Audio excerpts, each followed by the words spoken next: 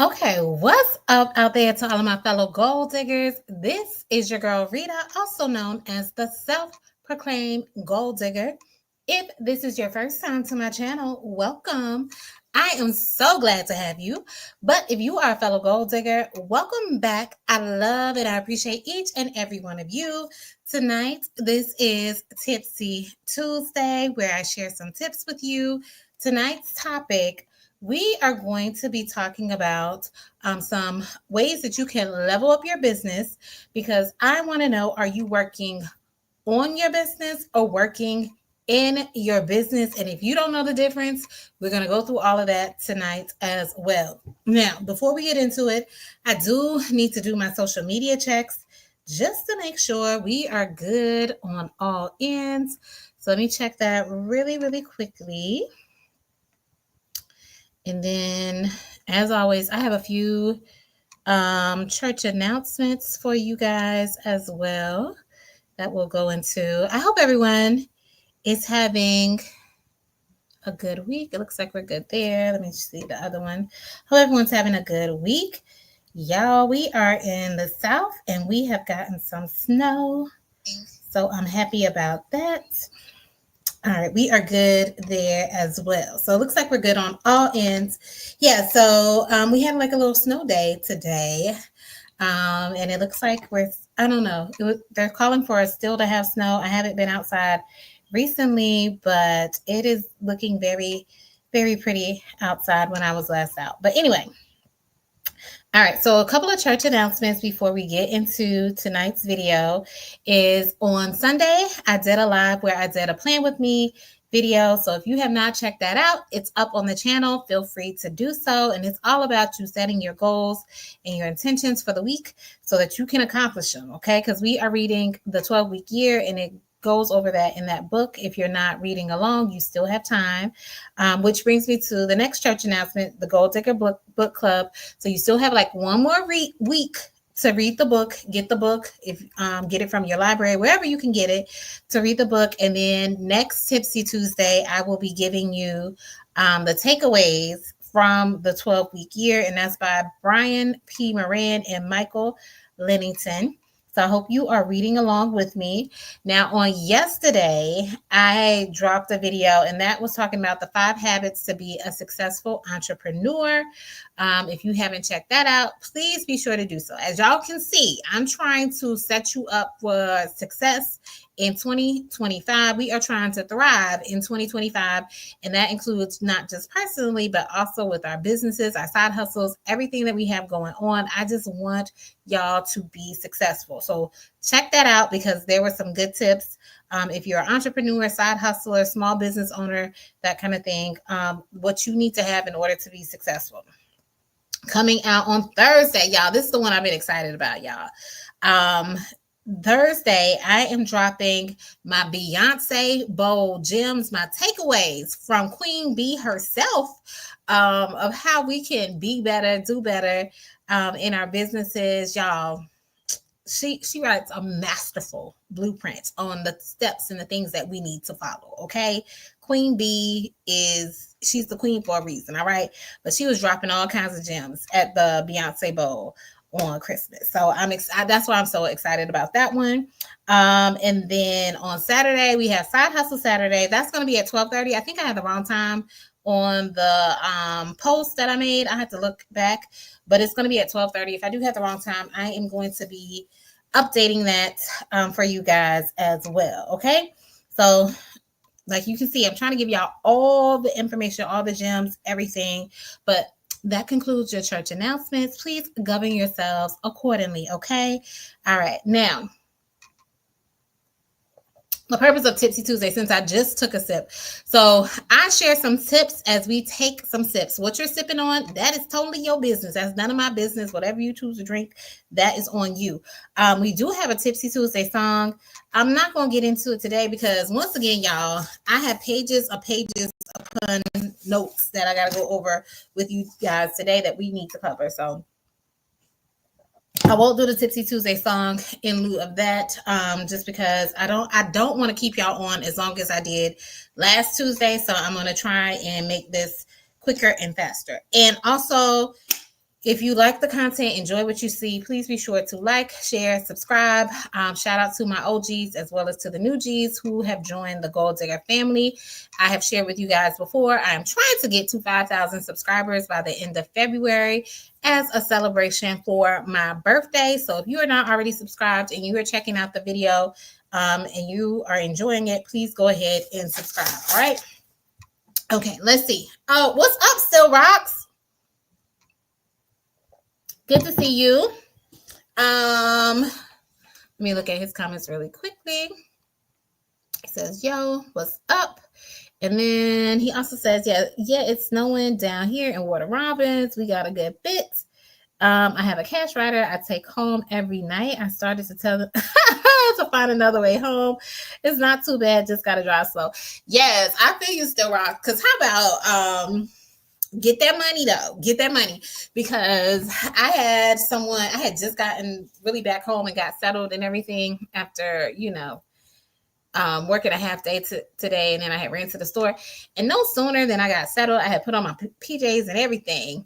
I got a call on my phone, and I told y'all I'm trying to answer my phone more when it comes to the notary work. So of course it was a notary client and they needed something done ASAP. And I went out there in the snow driving, and I was like, yo, is it really worth it? Is it really worth it? But I was like, just remember your goals. And I was like, girl, you can do this. You've driven in snow. But just had to take it really, really slow. Then they were further away than I thought they were. But anyway, they were very nice. Made a connection, and hopefully we'll get future business from them as well. And it brought me closer to my goal. Y'all, I'm really, really close to hit my notary goal. But anyway, that's a side note. But get that money, but be safe as you do so. I just drove really slow. Now I got behind somebody. They were literally driving 15 miles per hour. I was like, sir, ma'am, come on now. We don't need to drive that slow. It's not that much snow on the ground. Like, please.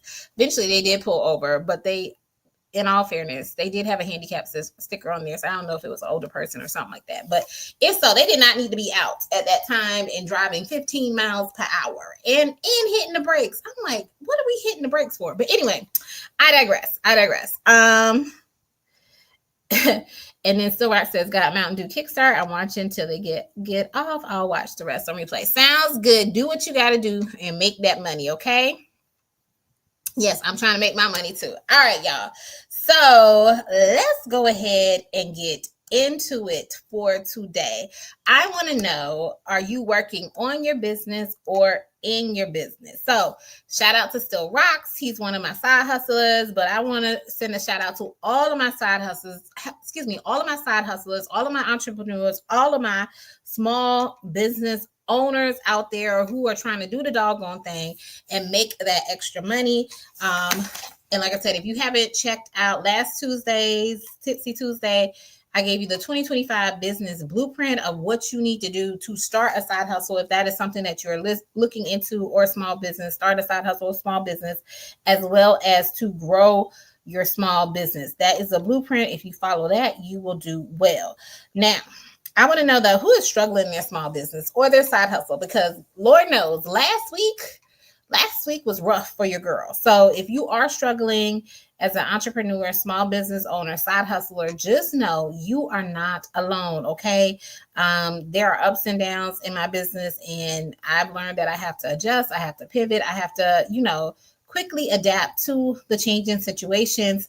So don't feel ashamed when things don't go right in your business. Don't feel ashamed when you're not making the amount of money that you want to make. You just got to keep going, keep persevering, as well as adjusting and modifying things or tweaking things, seeing what works, seeing what doesn't work in your business so that you can continue to find success. Okay.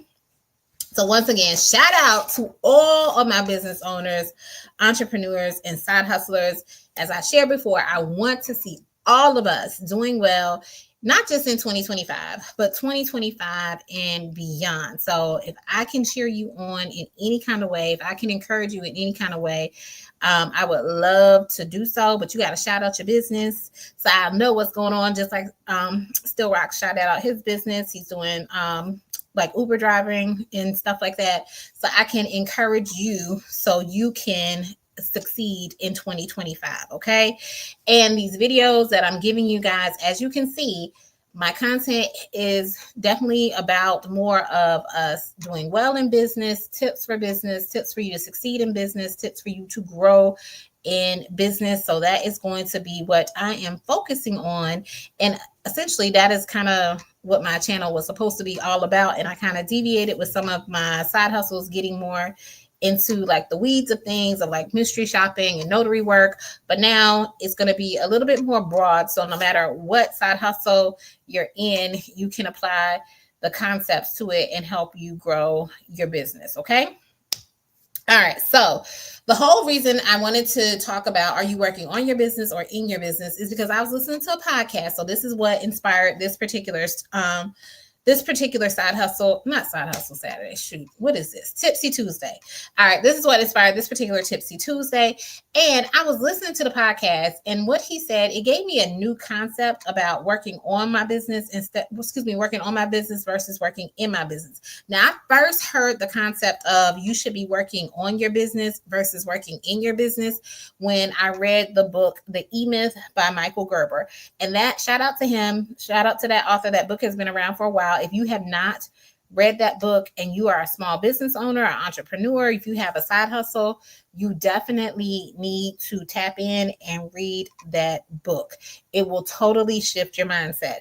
And the biggest mindset shift for me is it was saying like, hey, you're doing a lot of work in your business. And what they meant by that, and we'll go into more details, it's like the day-to-day stuff. You're doing all of that, but you need to be working more on your business. And what on your business means is that you need to be working like forecasting what you want the future to be, forecasting where you see yourself in like 5 years. What is the ultimate vision that you have for your business, and get out of the day-to-day stuff and be more future mindset, or be more have your mindset set on like being able to scale your business, replicate your business. Like if someone was to come behind you, can they do what you do? Or are you the only one who knows, all the secret sauce of the business? So that was mind blowing, mind changing when I read it years ago. I probably read it probably when I was either thinking about opening up my own practice, or like within the first year of me having my own practice. So my business will be 9 years old in this year, in May of this year. So it's been about 9, maybe 10 years since I read the book. And I keep saying it's one of those books where I say, I really need to read this again. I need to read this again or whatever, just so things can stay fresh on my mind. But as y'all can see, I haven't really read it again. But that is what inspired it. So it's not a new concept. This has been introduced by Mr. Gerber years ago about working on your business versus working in your business. But the podcast, it gave me a new concept on that I'm going to share with you guys later. So let's go into, so you'll know the difference, and more specifically about working on your business versus working in your business. So in the book, he talks about most entrepreneurs who start a business, they are what he terms as a technician, meaning, and what he means is that a technician is someone who does all the tech stuff. Like you have the skills, it's a trade or something that you're doing, but you have that skill set there, but you don't have the entrepreneur mindset that you should have in business, because you're just so used to doing the work and used to doing the day-to-day grind. He also said, just because you are good at doing something, that doesn't necessarily translate into you being a good business owner or you being a good entrepreneur, just because you are good. So for example, let's say you make cakes or whatever, and you are really, really good at making cakes. So someone's like, you need to open up a business because you make these great and amazing cakes and cupcakes and brownies and treats and all that kind of stuff. And you was like, okay, boom, check it. I'm about to open up this business. Just because you are good at making cakes, just because you are good at making treats and sweets and stuff like that, that skill does not translate to you being a good business owner. You are a good technician. You are good for the day-to-day stuff. But it doesn't necessarily mean that you have the mindset of a business owner or the mindset of an entrepreneur. And he says in his book, that's what a lot of entrepreneurs have, especially new entrepreneurs or people who are starting new businesses. We have a certain skill that we are really, really good at. And then we want to open up a business, but we don't have the business skills or the business mindset that we need in order for the business to be successful. So we end up just kind of like grinding it out day to day in our business, and our business doesn't grow like we want to. We can't scale our business like we want to because we are stuck being the technician. Like I said, those are his terms, technician in the business. Okay.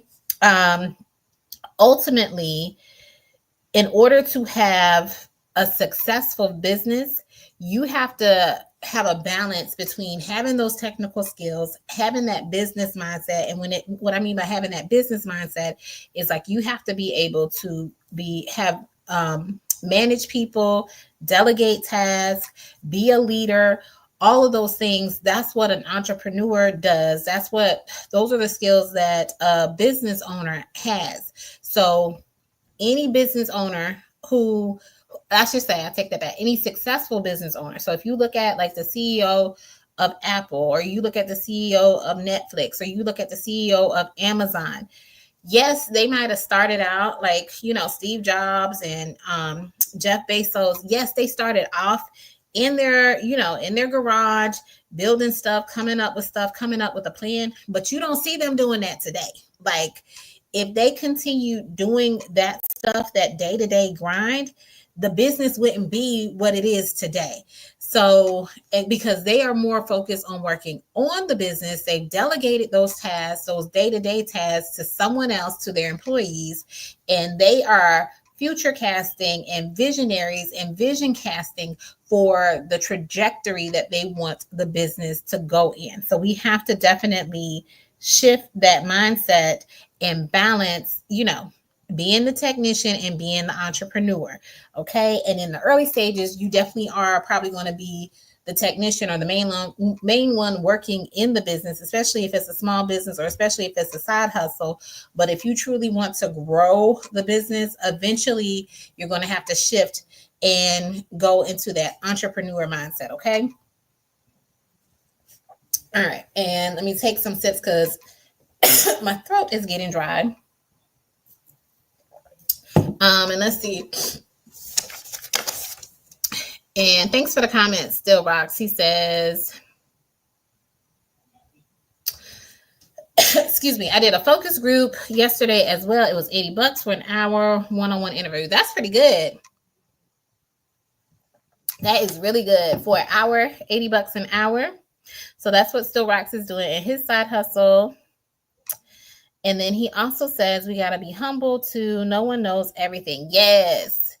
We talked about that last week too, about being like a lifelong learner. I think a lot of business owners don't want to seek a mentor or consultant to come and improve business practices. Yes, you got to be willing to learn. There's nothing new under the sun. So someone has probably already done what you've done. And even if they don't have it specifically like how you have it, the overarching idea or the overarching concept, because it's probably the same.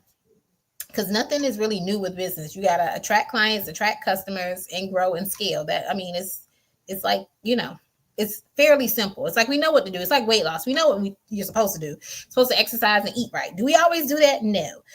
So we know that we should be attracting clients, delivering good customer service, and ultimately scaling the business. But the actual strategies and how to do that, yes, sometimes we need help or need consultants or need a mentor to kind of help us out with that. Now, the other thing I want to mention in that book, he talks about you have to have what's called a turnkey business. So what he means by that is that the business should run independently of you, which is what Apple, Netflix, Amazon, McDonald's, Walmart, all of those people, all the people who own the business, they are not in the business. Okay. They actually own it. So the business is able to run and sustain itself without the actual owner, without the actual business owner being there and doing the day-to-day stuff. Okay. Another good example of this is if you look at franchises. So like Chick-fil-A, even like McDonald's are franchises, all those franchise models. The reason why they're able to still be successful is because the owner has already created the blueprint. Like they're like, okay, you open the store, you need to do X, Y, and Z. If you follow these steps, then the business should make money. And that's how they're able to attract people who want to get into the franchise, because they've already created the system for them. They already said, here's the blueprint. These are the steps that you need to follow. Just replicate them and you too will be successful. Oftentimes when we're in business, especially, and this is no, shade to anybody, it's like, we know how to run the business, but we don't always translate that over to someone else so that they can run the business. And because of that, we end up doing everything in the business. Like, well, you're the only person who can do that because you're the only person who knows how to do that. And instead of us taking time out and saying, hey, this is my recipe for making, going back to that cake example, if you are a baker with a cake and you want to start a cake company, instead of you eventually taking it down and saying, hey, this is my recipe for my my red velvet cake, this is what you need to do, you need to put these ingredients in there, and then when you do it this way, the cake is going to turn out this way and we can sell it. No, for everybody who's saying there's no gatekeeping here, when it comes to business, we be gatekeeping. And I get it. There's certain stuff that you do not want to let out. There's probably, like, for the example with the baker, there's certain recipes that you don't want everybody to get their hands on. Just like, nobody knows the actual recipe of the Colonel Sanders chicken for KFC or anything like that. Yes, you need to keep some things, I won't say secret or, hidden or whatever, and protect yourself in that way. But at the same time, you have to be willing to share certain things so that the business can grow and develop. So it should be able to operate independently of you so that it can operate efficiently and so you can grow. But in the early stages, yes, you are probably going to be the one doing most of the things in the business, and you're going to have what he calls like a technician mindset. Now, when that happens, it makes you focus on like only the short-term tasks, and it takes you away from long-term planning for the business. And then eventually you might become overwhelmed with the day-to-day activities of the business, and then you might miss opportunities for the business to grow. So eventually, and only you can determine when that should be able to happen, eventually you're going to have to shift from having that technician mindset to an entrepreneur mindset. Now, part of that transition will happen when you start hiring employees and start delegating tasks, and these employees are helping you achieve some of the goals for the business. But even then, when you're hiring employees, you're probably still going to be working in the business some, but you have to be able to delegate the tasks and delegate them efficiently as well as effectively. Okay. And part of that is going to come from you knowing how to manage people. So if you're not good at managing people, if you're not good with having hard conversations with people, if you're not good at relinquishing some control and delegating, then it's going to be a struggle. Now, I shared with you guys before, it was difficult for me in the beginning to have some hard conversations with people. And when I say hard conversations, I mean when it was time to let people go, like to fire people, that was difficult for me to be able to do. Have those conversations. But after I probably got the first one or two under my belt and the how it felt afterwards, you realize, oh, well, this isn't as bad as I thought it was. And you put off something for so long or whatever, knowing that this person needs to be let go. And then when you finally do it, and the relief that you feel, and it makes it easier for the next time. So initially, yes, things will be difficult for you, but just know as you do them more, you get more comfortable with doing certain tasks or doing the difficult tasks or handling the difficult situations or delegating stuff or having to say, hey, this is not the way that you were trained to do this. This is how we need it done or whatever. You'll eventually get better at doing that kind of stuff. Okay. But if you do hire people, or when it's time for you to hire people and when it's time for you to delegate stuff to them, you need to have a strong foundation to build upon, because you can't delegate tasks to people if you don't already have a system in place for how this task is supposed to be done. If you don't already have like a training manual or an operations manual, or just like a basic policies and procedures for how you want your business to run, because then that's going to be confusing to the person you're giving it to. It's going to be harder for them to learn the concepts and skills that you want them to learn, because you haven't really provided them with a blueprint. You're showing them how to do this this day, then the next day you might switch it up and do it a little bit differently or whatever. So they don't know, like, what is the standard? So you have to create some standards and put some standards in place, put some systems in place so that you have a good foundation for the people that you hire can work from. And that makes your task easier when it comes to delegating. And then once you do that, you should be able to adopt a mindset that focuses on long-term goals and business development instead of just the immediate problems. So eventually you'll get to the point where it doesn't just seem like you're putting out fires or just solving the problem from that occurs this day or that happened yesterday and now you're having to handle it. You're not solving these day-to-day problems. You're looking at, okay, in 6 months, how is this business going to look? And I want to solve that particular problem. Or we're acquiring more clients. So 6 months from now, I need to make sure we have X, Y, and Z in place to be able to handle the influx of clients or the scale and the growth that we are achieving. So you'll start solving long-term problems, futuristic problems, instead of focusing on the day-to-day problems. But you must have systems in place. You must develop some kind of business plan or business structure for your business or your side hustle that you go into. Because if you do that, if you have some kind of good structure, good foundation, this will allow you to grow. This will also allow you to have long-term success and sustainable success. And what I mean by sustainable success is not, oh, we went really hard these 3 months, or we went really hard these 6 months, and we followed the systems and the protocols correctly, and then we fell off or whatever, and now our income is down and we got away from the systems and the structures that we had in place. So now, our revenue is not where it's supposed to be. And because now that the revenue is dropping, now you're like, oh, we got to implement these systems and structures again. And now you have like this up and down, up and down, up and down when it comes to your revenue. But if you just lay that foundation and don't deviate from it and say, hey, this is how we operate day in and day out. We need to follow this so that we can see sustainable, consistent growth, as well as sustainable and consistent revenue. Okay. So your systems allow for your growth as well as for your scalability. And you have to know when it's time for you to step away from the day-to-day operations. Okay. Now, once you do that, this will allow you, when you can work on your business versus working in your business, you will really be able to scale your business. The reason why, and when I say scale your business, that doesn't necessarily mean like you create multiple locations.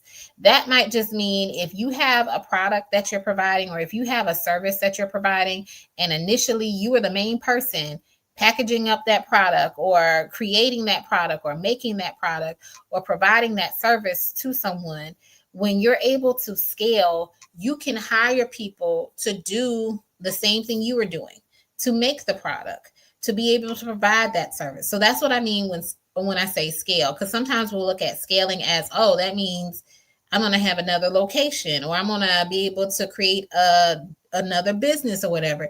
No, scaling just means increasing. Okay. So yes, if that is your goal to have another business, that's great.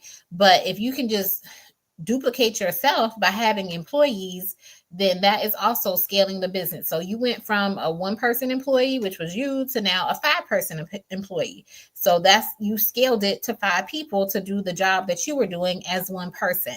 So, but that all comes from when you work on your business versus in your business. Okay. And with that being said, you should always be having some kind of strategy to kind of help you be able to do that. But if you're constantly doing the day-to-day stuff in there, it's hard to focus on how can I grow my business? How can I scale my business? If you're getting caught up in the weeds, if you're getting caught up in putting out fires from day to day, because that'll eventually lead to you burning out. That'll eventually lead to you getting overwhelmed and stuff like that. For example, I'll use for my main business, because we just had a staff meeting today. And then also I was talking to my husband about this today, because he is also in the business as well. So I noticed that our revenue is down. Like, we're still making money, we're still profitable, but the revenue is down, and we need to identify what is causing the revenue to be down. Is it one, we can't see more patients or whatever? But that's an easy fix. But the revenue is down because we are also losing money from other areas. Like, we need to follow up with some of the insurances, making sure that the claims are getting, since we use insurance, making sure that the claims are getting filed in a timely manner. Also, if the claims are being denied, are we following up with that in a timely manner? Is there a particular insurance that we need to drop or not take anymore because it's no longer profitable? What are our labs charging us? Oh, why was this? And when I say labs, it's because we make glasses. So it's like, why is this lab bill this particular price? Why didn't we get the discount that we were supposed to get? So it's like finding these little holes in the business that are causing money to leak out, that we need to, patch up. We need to patch up these holes. And sometimes that can be more difficult to patch up the holes. It's easy to say, well, let me just see more patients in order to make up for the revenue that I'm losing. That's an easy fix. But I don't want to see more patients if it still means that we have these holes where money is leaking out or money is slipping out. I rather patch up these holes, find out where the money is leaving us, so that we can get that control, get that contained. And then once I know that that is firm, that is all taken care of, then yes, I will consider, getting more patients or seeing more patients. But I don't want to see more patients and we have a broken system that needs to be fixed. It's like, let's fix the system first. Let's fix what's broken, and then we'll increase our patient load or whatever. Because we might find that if we just fix what's broken, we don't have to work harder. We just working smarter or whatever.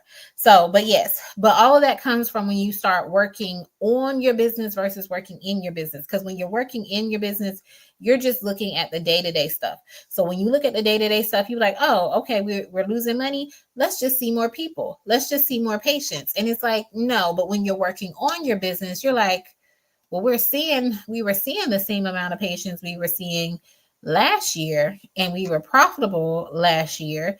Why are we not profitable this year? What has changed that has made us not as profitable as we were last year?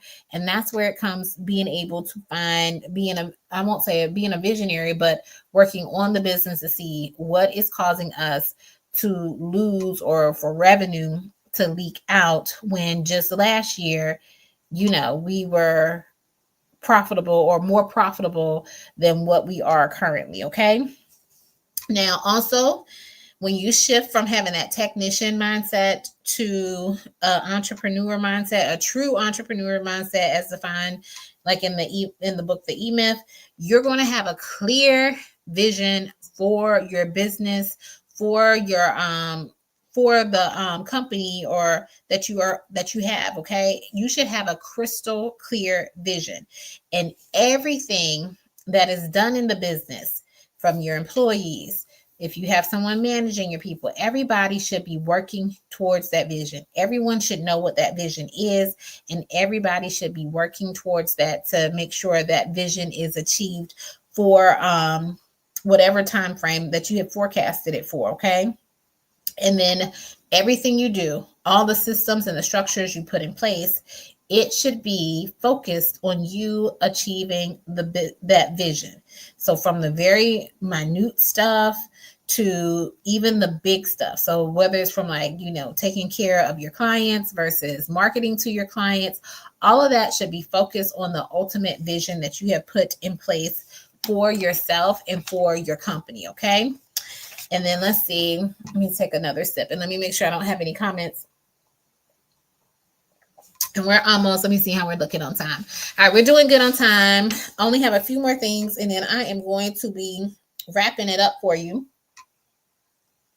And hopefully I'm painting a good picture of what it means to work in your business versus working on your business, okay? And let's see. All right. I don't have any comments, so that's good. All right, so when you do your business development, so when you're forecasting your vision, your business development should include goals, systems, as well as a way to measure your progress. You also should always be constantly refining your customer experience, making sure they're getting a good experience with you and your business. Also making sure every part, every aspect of your business is functioning efficiently as well as effectively. And you should be regularly assessing how you're assessing as well as adapting and refining your systems to make sure you are staying competitive with other people in your market. Okay. And with that being said, you should have, when you have your business vision, you should have your systems, you should have your processes, and then you should be able to train your employees. Then you should be able to attract customers and retain customers, and then constantly be trying to find out ways to innovate to improve your business. Okay. And this is what Michael Gerber talks about in the E-Myth. If you want your business to work independently of you as the owner, he says, one, you have to have a clear business vision. Two, you have to have that business model in place with certain systems. You have to establish standards and processes for every procedure that happens in your business. You need to train your employees to follow these standards and these procedures. And then you have to have something in place for marketing to be able to attract and retain customers. And then you need to have a system in place to track your performance, track your growth, be able to measure your goals. And then lastly, number 7, you have to be able to innovate so that you can improve your business. Okay. And when you have these systems, it helps to provide clarity for you. It helps to provide direction so that your business will function and flow smoothly. Okay. Now, that is basically what it means to work on your business versus working in your business. Now, I shared with you at the beginning of the video that after I read the book, my main focus was like, hey, I need to be working on my business. I'm working in my business way too much. And like I said, one of it was because I was getting tired of working in the business. Now I knew with the type of business I have, I'm not going to be totally away from the business or anything like that. But there was a lot of stuff I was doing that I did not need to be doing. Okay. What's the thing where it's like you should only be doing in your business the things that only you can do. If someone else can do what you can do, then you don't need to be doing it. Okay. You should only focus on the things that only you can do in your business and delegate all those other tasks. So I was like, I definitely want to be working on my business, not in my business. But with this podcast, it reminded me that you have to be able to balance both.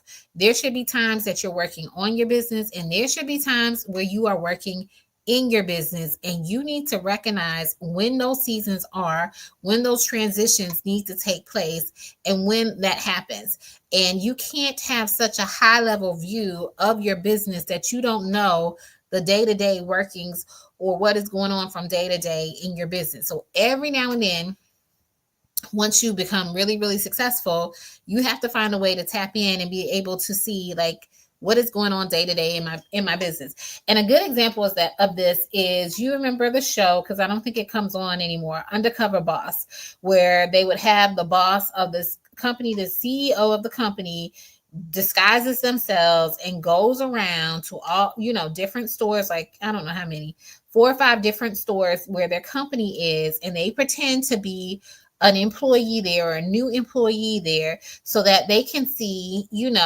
at the ground level, what is happening in their business. And I think that Undercover Boss, it was a very good show. And I think why it was so helpful for those CEOs is because they only had a high level view of how things were working in the business. They didn't have that boots on the ground view of what is going on in their business. And maybe they were losing money, maybe things were happening in their business, and they were like, I don't know why this is happening. I need to get a better view of what's going on at that lower level, at that minute level, to see how can we change things, how can we adjust, how can we adapt, how can I get my employees' perspective of what the problem is so that we can fix it. So that's why I said, when I heard that podcast, it really brought to mind, or it reminded me that there should be seasons of both, where you're working on the business and working in the business. Because if all you're doing is working on the business, then you won't know some of the frustrations that your employees have. If you don't check in with them, you won't know the things that they're dealing with on a day-to-day basis. Even if you're being profitable, they might be like, well, I wish we could get better. This would make my job so much easier. But if you never check in, if you never tap in with them to find out what is actually going on, you can easily miss these small things that are going on in your business. So that's why I said with Undercover Boss, I think it was very, very beneficial to the CEOs of the company to see, oh, this person is doing it this way. This is not the policies. These are not the standards or the procedures of what they should have been trained on. And sometimes it was like a big, it was a big no-no, like, oh no, you definitely can't be doing that. And sometimes the boss would find out, oh, the way you're doing is actually a better method. That is really, smart and intuitive of you. We need to get everybody trained on doing it in this particular manner. So it helped the boss to see what is going on, how can they change, how can they innovate, as well as, like I was talking about, find the leaks that are causing the company to lose money and sew up those leaks, or plug up those leaks, so that they can continue to be profitable, so that they can continue to grow and be successful. Okay. Another good example I have is my daughter works at Chick-fil-A, and y'all know Chick-fil-A is a franchise company where people will buy in Chick-fil-A. And I use Chick-fil-A just because a lot of people patronize Chick-fil-A. A lot of people enjoy Chick-fil-A. They have good customer service. Even though these Chick-fil-A's are owned by different franchisees, they have different owners. It's not owned by, of course it's owned by the Cathy family, but you can buy into the Chick-fil-A and you run your Chick-fil-A. But because even though Chick-fil-A has different franchise owners, it doesn't matter. Typically, no matter what Chick-fil-A you go into, you're going to get that same experience. You're going to get that same friendly customer service. Your chicken sandwich or your chicken tenders or your chicken nuggets, they're all going to taste the same. They're all going to have the same consistency. So I asked my daughter, I said, does the franchise owner work in the business with you guys? And she said, yes, they do. They come in and they get on the floor. It's not like they're back in the office doing, paperwork and stuff like that. They get on the floor, they help out. They see the day-to-day stuff of what's going on. So they get to see the high level view, and they get to see the ground level view of what's going on. And I think that is what helps to keep Chick-fil-A being so successful. And you see that consistency from store to store, because the owners of the different restaurants, they just don't have that high level view.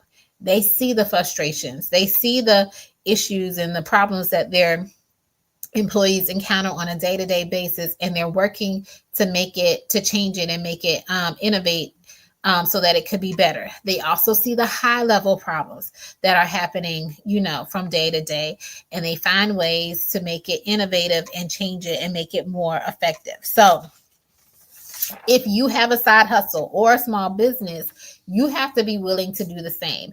Yes, in the very beginning, you are going to be working in your business.